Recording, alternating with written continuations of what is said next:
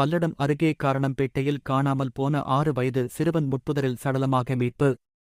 குற்றவாளியை கண்டுபிடிக்க முடியாமல் திணறும் பல்லடம் போலீசார்.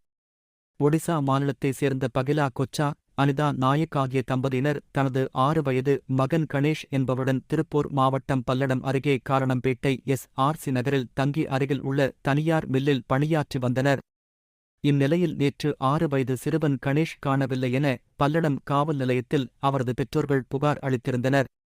இந்நிலையில் இன்று 6 வயது சிறுவன் கணேஷ் வீட்டில் அருகில் உள்ள முட்புதரில் இரத்தக் காயங்களுடன் சடலமாக கிடப்பதாக போலீசாருக்கு தகவல் கிடைத்துள்ளது.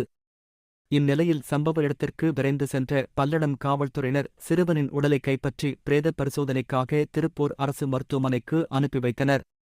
மேலும் இதுகுறித்த தகவல் அறிந்த திருப்பூர் மாவட்ட காவல் கண்காணிப்பாளர் அபிஷேக் குப்தா சம்பவ இடத்தில் நேரில் ஆய்வு மேற்கொண்டார்.